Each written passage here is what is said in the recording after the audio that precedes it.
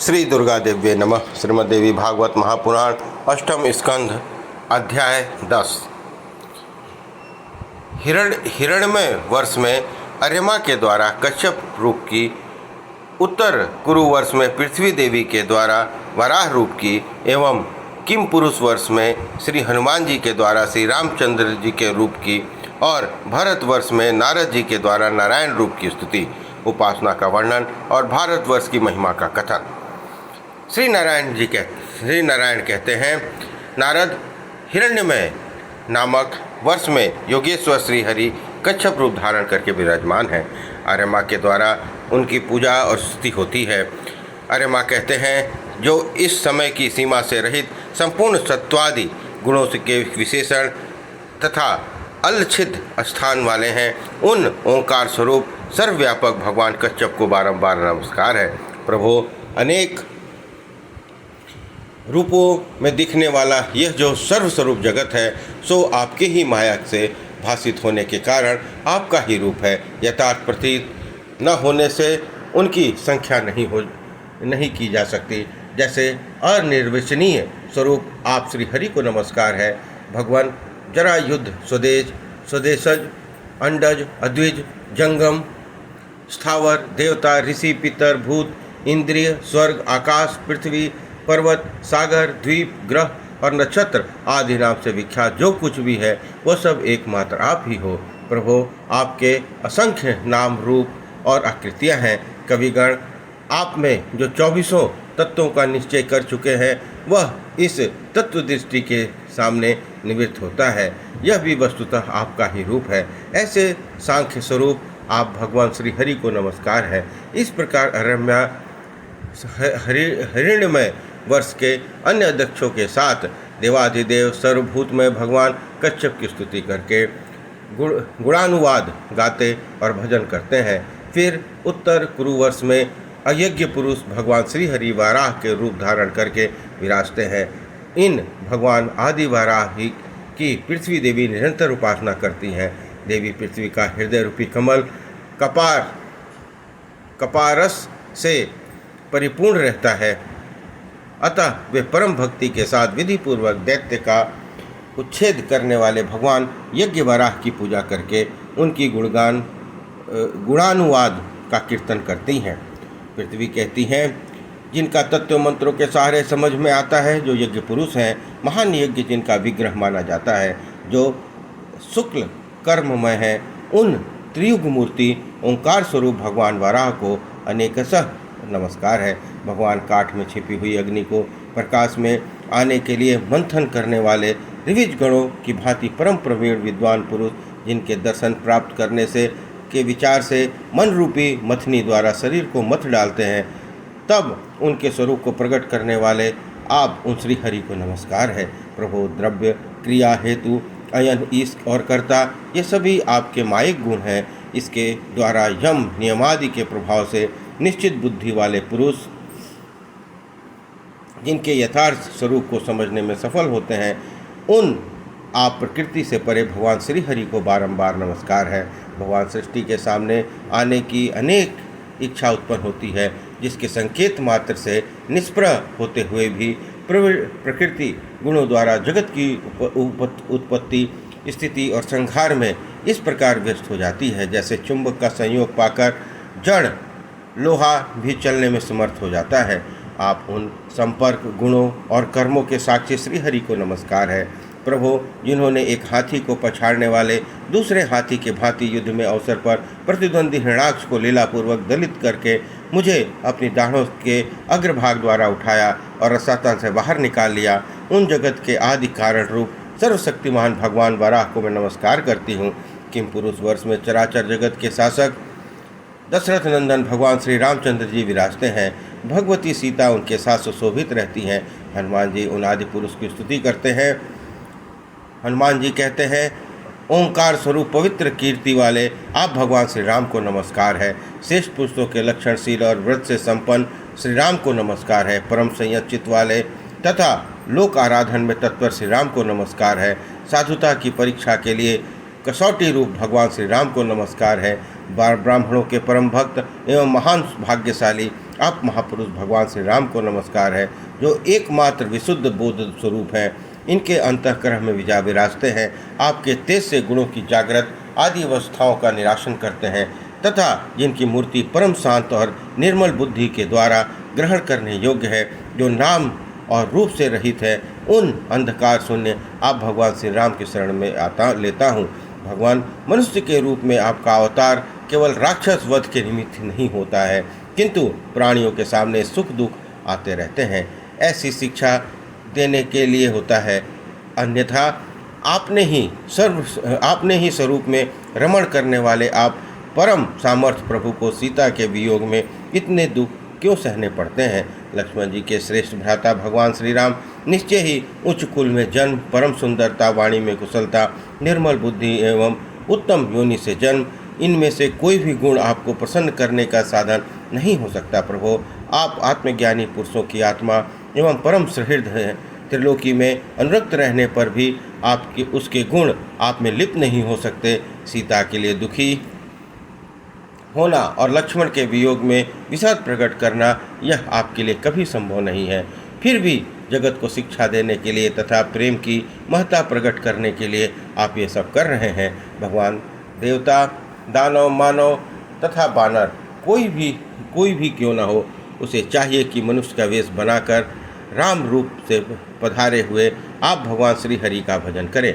उपकारी के थोड़े से उपकार को ही आप बहुत मानते हैं। आपके हृदय में जितनी असीम दया है कि परम धाम पधारते समय उत्तर कौशल के निवासियों को भी आप साथ ले गए हैं। श्री नारायण कहते हैं, नारद, इस प्रकार किम पुरुष वर्ष में कपिवर हनुमान, सत्य प्रतिज्ञ, दृढ़वती तथा कमल पत्र के समान विशाल नेत्र वाले भगवान श्री राम की स्तुति करते उनके गुण गाते और भक्तिपूर्वक भली भांति उनकी पूजा करते हैं।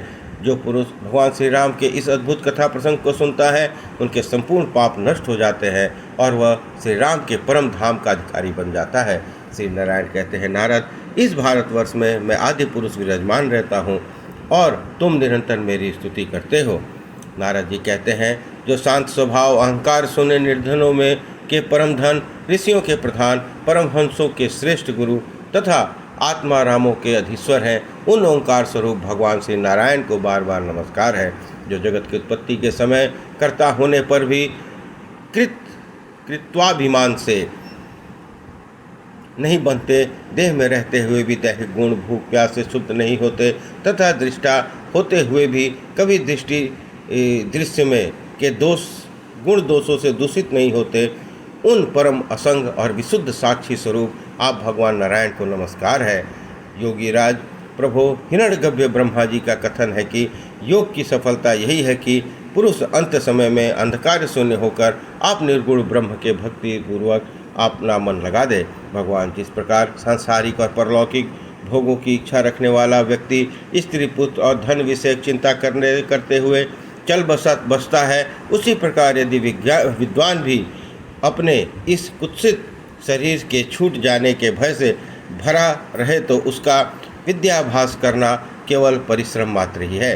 अतः इंद्रियों की अधिष्ठाता प्रभु, आप अपने में स्वाभाविक रूप से रहने वाले उन भक्ति योग को मुझे देने की कृपा करें, जिसके सहारे मैं माया रचित अत्यंत दृढ़ ममता के अहंकार से तुरंत काट सकूं। जिस प्रकार अखिल गातव्य रहस्यों को देखने वाले मुनिवर नारद जी द्वारा अन्य अप्रमेय स्वरूप भगवान नारायण की सदा स्तुति होती रहती है, देवर से इस भारतवर्ष में जितनी नदियाँ और पर्वत हैं उनका वर्णन करता हूँ। तुम सब एकाग्र होकर सुनो।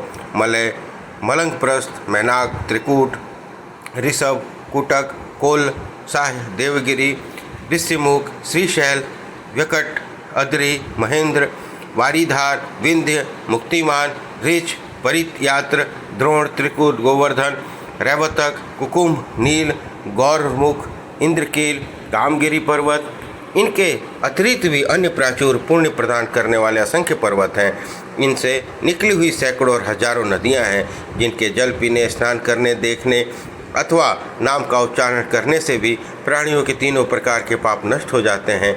इनके नाम है ताम्रपर्णी, चंद्रवंशा, कृतमाला, वटोदका, वैहायसी, कावेरी, वेणा, पायस्विनी, तुंगभद्रा, कृष्णवेणा, सक्रावर्तका, गोदावरी, भीमरथी, निर्विंध्या, पयोष्णिका, तापी, रेवा, सुरसा, नर्मदा, सरस्वती, चर्मवंती, सिंधु तथा अंध एवं सोण नाम वाले 2 महान नद, ऋषिकुल्या, त्रिमासा महानदी, वेद स्मृति, कौशिकी, यमुना, मंदाकिनी, दृष्टि, गोमती, सरयू, रोघवती, सप्तवती, सुषुष्मा, शत्रु, चंद्रभागा, मरुद्विगा, विस्तता, आस्किनी तथा विश्वा यूँ विविध नामों से प्रसिद्ध हैं।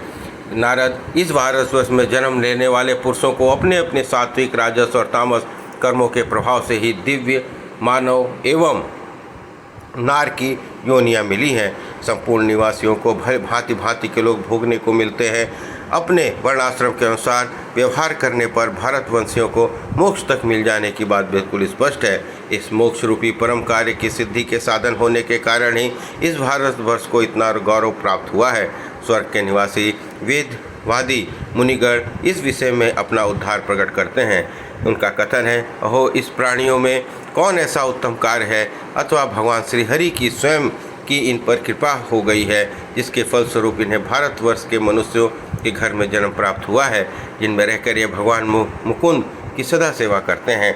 हमें भी ऐसा ही सुअवसर मिलना चाहिए। हमने महान कठोर यज्ञ, तप, व्रत, दान के प्रभाव से सुंदर स्वर्ग पर अधिकार प्राप्त कर लिया है, तो इसके क्या प्रयोजन सिद्ध हुआ कि भगवान नारायण के चरण कमलों की हमें स्मृति तक नहीं रही।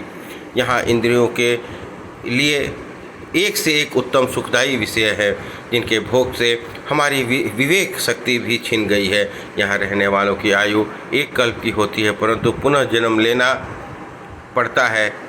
उसकी अपेक्षा भारतवर्ष में थोड़ी आयु लेकर जन्म लेने से ही यह श्रेष्ठ मानते हैं, क्योंकि विद्वान पुरुष मानव शरीर से किए हुए कर्म भगवान श्री हरि को समर्पण करके उनके निर्भय पद को परम अधिकारी बन जाते हैं। जहाँ भगवान श्री हरि के अमृतमय गुणानुवाद की सुधा सरिता नहीं प्रवाहित होती, जहाँ के निवासी परोपकारी और भगवत भक्त नहीं होते, जहाँ श्रेष्ठ यज्ञ नहीं किए जाते एवं महान महोत्सव नहीं मनाए जाते, वह ब्रह्मा का लोक ही क्यों न हो परंतु वहाँ रहना ठीक उचित नहीं है। मानव योनि उत्तम ज्ञान, क्रिया और द्रव्य आदि विविध सामग्रियों से संपन्न है। भारतवर्ष में ऐसी योनि प्राप्त करके जो प्राणी मुक्त होने का प्रयत्न नहीं करते, वे तो फिर जंगली पक्षियों की भांति बंधन में ही रह पड़ना चाहते हैं। सचमुच भारतवासी बड़े भाग्यशाली हैं। अतएव जब वे यज्ञ के अपने विविध इष्ट देवताओं का भक्तिपूर्वक मंत्रों द्वारा आह्वान करके उन्हें पृथक पृथक भाग अर्पण करते हैं, तब उनके इस कार्य में एकमात्र स्वयं पूर्ण ब्रह्म परमेश्वर ही प्रसन्न होकर उन भागों का ग्रहण करते हैं। यह सर्वथा सत्य है कि मांगने पर भगवान मनुष्यों को अभीष्ट पदार्थ दे देते हैं, परंतु उनकी यह वास्तविक देन नहीं है, क्योंकि उस पदार्थ के मिल जाने पर भी कामना का भाव नहीं होता। भगवान श्री हरि के चरण कमल संपूर्ण इच्छाओं को शांत कर देते हैं। निष्काम भाव से भजन करने वाले पुरुष स्वयं श्री हरि की कृपा से उन्हीं चरण कमलों को पाकर सदा के लिए पूर्ण काम हो जाते हैं। अतः जिन पूर्वजन्मकृत यज्ञ प्रवचन कर्मों के फलस्वरूप हमें इन समय जो सर्व से का सुख प्राप्त होता है, उन कर्मों के फल भोग का यदि कुछ भी अंश शेष हो तो उसके प्रभाव से हम इस भारतवर्ष में भगव चिंतन करने वाला मानव जन्म प्राप्त करें, क्योंकि इस वर्ष में श्री हरि अपने भक्तों का परम कल्याण कर देते हैं। नारद, जम्बूद्वीप के अन्य 8 उपद्वीप प्रसिद्ध हैं। अपहृत मार्गों का अन्वेषण करने वाले समुद्रों ने इन उपद्वीपों की कल्पना की है। उनके नाम हैं स्वर्णप्रस्थ, चंद्रशुक्र, अवर्तन, रमणक, मंदर, हरिण, पंचजन्य, सिंघल और लंका, जो जम्बूद्वीप के परिमाण विस्तार के साथ बता दिया। अब इसके बाद पुलच आदि 6 द्वीपों का वर्णन करूंगा। इस प्रकार श्रीमद्देवी भागवत महापुराण अष्टम स्कंद अध्याय 10 और 11 संपन्न हुआ। बोलिए दुर्गा महारानी की जय।